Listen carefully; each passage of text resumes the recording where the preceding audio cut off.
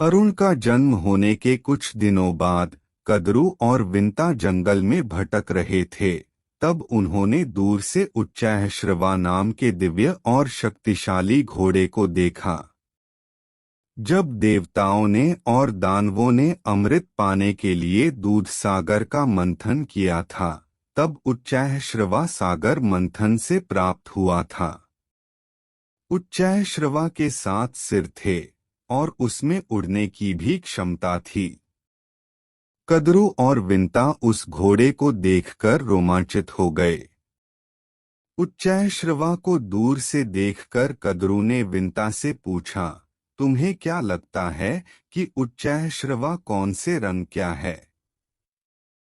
तब विंता ने आत्मविश्वास से जवाब दिया, मुझे यकीन है कि वह सफेद रंग का है।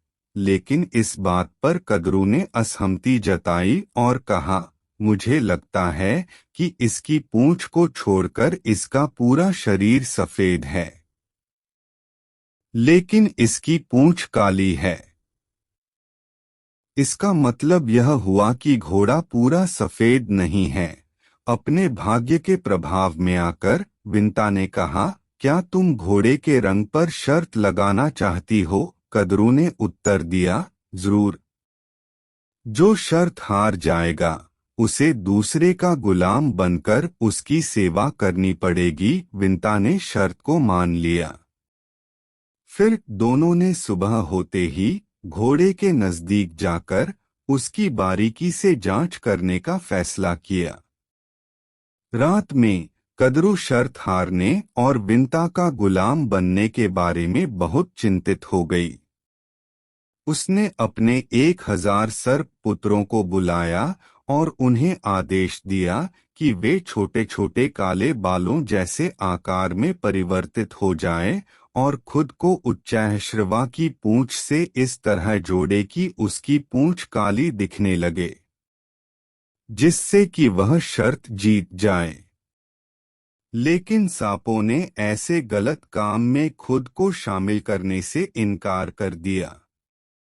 बेटों की अवहेलना कदरू को सहन नहीं हुई। उसे गुस्सा आ गया और उसने गुस्से में अपने ही बेटों को एक भयानक शाप दिया। उसने कहा, तुमने मेरी आज्ञा नहीं मानी है, तो अब तुम सब मेरा शाप सुन लो। राजा जन्मेजय के सर्पमेध यज्ञ के दौरान अग्नि तुम सबको खा जाएगी। अपने ही माँ ने दिया हुआ भयंकर शाप सुनकर सारे सांप डर गए। फिर वह अपने माँ के पास गिड़गिड़ाने लगे कि वह अपना शाप वापस ले ले, लेकिन कदरू ने ऐसा करने में अपनी असमर्थता दिखाई। फिर सारे सांप निराश होकर वहां से चले गए। ब्रह्मांड का एक नियम था। किसी भी शाप को सच्चा होने के लिए यह आवश्यक था कि ब्रह्मा जी उस शाप को अपनी मंजूरी दे दें। जब ब्रह्मा जी ने कदरू के शाप के बारे में सुना तो उन्होंने उस शाप को अनुमोदन दे दिया। उन्होंने सोचा कि यह शाप जहरीले सांपों की बढ़ती संख्या को कम करके अन्य निष्पाप जानवरों को लाभ पहुंचाएगा। शाप को मान्यता देने के बाद ब्रह्मा जी ने कश्यप ऋषि को बुलाया और उन्हें सांत्वना दी, सांप आपके बच्चे हैं। इस शाप के बारे में सुनकर आप निश्चित रूप से दुखी होंगे, लेकिन उनके पास घातक विष भी है। वे हमेशा अन्य निर्दोष जीवों को काटने का इरादा रखते हैं।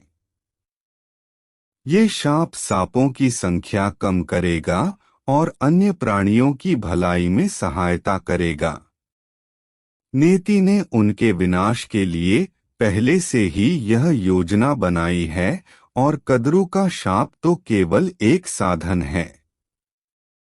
आप व्यथित मत होना।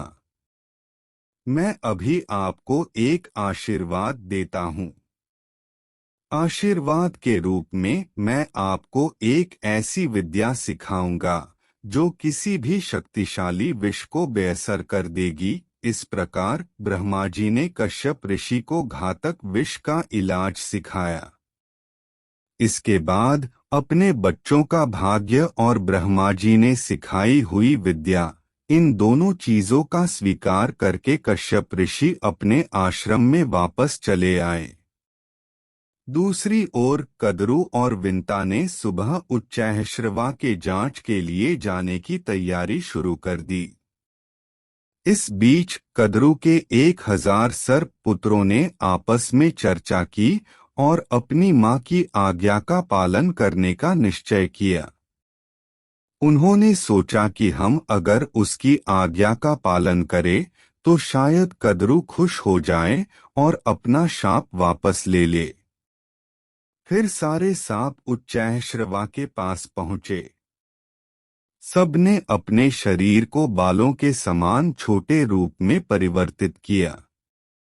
इसके बाद सबने अपना रंग भी काला कर लिया। इस प्रकार अपना रूप बदलने के बाद उन्होंने खुद को उच्चैःश्रवा घोड़े की पूंछ से जोड़ लिया। अब ऐसा लग रहा था जैसे उच्चैःश्रवा की सफेद पूंछ अभी काले रंग में बदल गई हो। जब कद्रू और विंता ने घोड़े की जांच की तब उन्होंने देखा कि उच्चैःश्रवा की पूंछ को छोड़कर उसका पूरा शरीर सफेद था। उन्होंने देखा कि उसकी पूंछ काले रंग की थी।